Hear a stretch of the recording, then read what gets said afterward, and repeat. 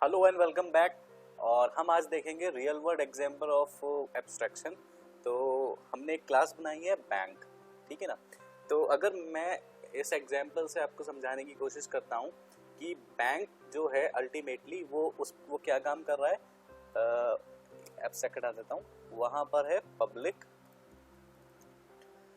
Double double वो return कर रहा है और get rate of interest. Rate of interest basically हमें चाहिए, ठीक है। तो हमने एक क्लास बना दी है बैंक। बैंक अल्टीमेटली क्या है, कौन से बैंक की बात हो रही है। बैंक इटसेल्फ कुछ भी नहीं होता है, ठीक है ना। ये अभी एक इनकम्प्लीट टर्म लग रही है। इनकम्प्लीट टर्म को हम यहाँ पर बोलते हैं ये एक एब्स्ट्रैक्ट चीज लग रही है, ठीक है ना। इसे एक कंप्लीट इम्प्लीमेंटेशन हमें देना है, ठीक है ना। हमारे पास आपको पता है बैंक जो है वो कोई ना कोई बैंक, जैसे HDFC bank, ICICI bank, SBI bank, ये बैंक्स होते हैं, ठीक है। अभी बैंक जो है वो कुछ भी नहीं है। तो अगर मुझे हर एक बैंक का रेट ऑफ इंटरेस्ट जो है वो डिफरेंट है, ठीक है। ऐसा मुझे एक प्रोग्राम बनाना है कि वो डिफरेंट बैंक के रेट ऑफ इंटरेस्ट मुझे अपने प्रोग्राम में रिसीव करना है और उससे मुझे अपना कैलकुलेशन कर लेना है, ठीक है। चलिए, तो मैं चाहता हूं कि बैंक इटसेल्फ जो है वो कुछ भी ना हो, उसका कोई ऑब्जेक्ट ना बना पाए, क्योंकि वो बैंक अभी इनकम्प्लीट टर्म है। तो उसके लिए मुझे क्या करना पड़ेगा, उसको एब्स्ट्रैक्ट बनाना होगा, ठीक है ना। बैंक एब्स्ट्रैक्ट हो गया। अब उसमें जो मेथड है उसको मुझे क्या करना पड़ेगा, एब्स्ट्रैक्ट। ये मेथड जो है ये हमें एक मेथड है जो कि रेट ऑफ इंटरेस्ट को रिटर्न करता है, किसमें, डबल में। चलिए ठीक है, तो अभी इसको कंप्लीट इम्प्लीमेंटेशन दे देते हैं, ठीक है, कंप्लीट मीनिंग दे देते हैं। सिर्फ बैंक से अब ये कंप्लीट नहीं लग रहा है, इनकम्प्लीट लग रहा है। तो मैं यहाँ पर एक क्लास बनाता हूँ, क्लास SBI, ठीक है। और SBI क्या करता है, जो हमारा मेन बैंक का मैकेनिज्म है उसको एक्सटेंड कर लेता है, ठीक है ना, एक्सटेंड बैंक।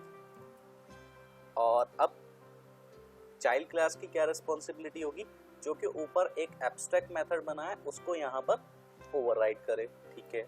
पब्लिक डबल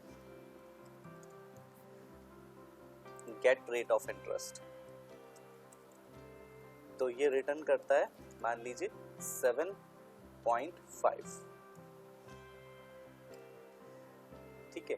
तो मैं इस क्लास को एक बार सेव करता हूँ।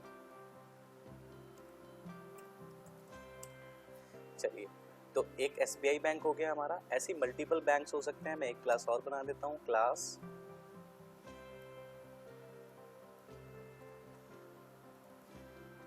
HDFC।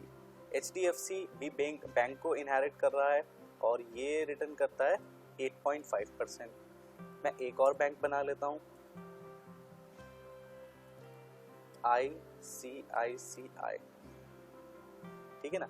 ये हमें रिटर्न करता है 8.0, 8.2, ठीक है ना। ये डिफरेंट बैंक हो गए। अब देखिए, बैंक जो कि अपने आप कुछ नहीं था, लेकिन अगर उसकी डिटेलिंग उसको हम इनहेरिट कर लेते हैं चाइल्ड क्लास में, अब ये कंप्लीट मीनिंग हो जाता है, ठीक है ना। चलिए, तो हम क्या करेंगे, अब यहाँ पर मुझे बैंक का एक रेफरेंस बनाना है, बैंक बी SBI। आपके लिए ये वर्क थोड़ा न्यू है, ठीक है ना। फर्स्ट टाइम आप ऐसा देख रहे हैं कि ये कैसे हम लिख रहे हैं। इसको बोलते हैं अपकास्टिंग। अपकास्टिंग अल्टीमेटली क्या होता है, जब आप पेरेंट क्लास के रेफरेंस में चाइल्ड क्लास का ऑब्जेक्ट पास कराते हैं उसको हम बोलते हैं अपकास्टिंग, ठीक है ना। तो एक बी बन गया है।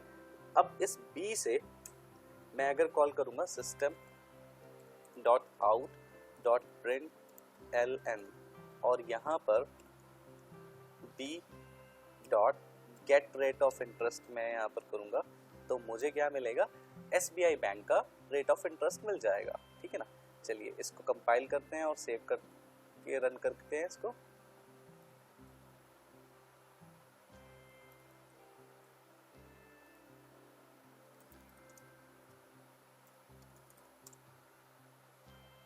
कंपाइल हो गया है। 7.5, ठीक है ना। ठीक वैसे ही मैं यहाँ पर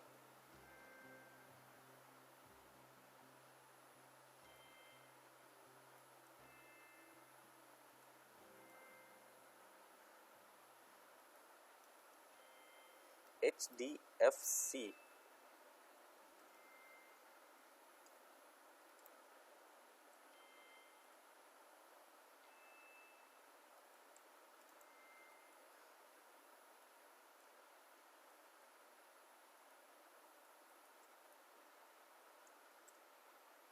ये 8.5 मिल गया है, ठीक है ना। तो अल्टीमेटली हमने क्या देखा है कि हमने एक एब्स्ट्रैक्ट क्लास बनाई है जिसका डायरेक्ट तो इंस्टेंस नहीं क्रिएट हो सकता है, पर उसकी चाइल्ड क्लास का इंस्टेंस क्रिएट हो सकता है, ठीक है ना। बैंक इटसेल्फ जो है वो इनकम्प्लीट नजर आ रहा है, इनकम्प्लीट मीनिंग है, लेकिन जैसे ही हम उसको इनहेरिट कर लेते हैं तो वो एक कंप्लीट मीनिंग हो जाता है, ठीक है ना।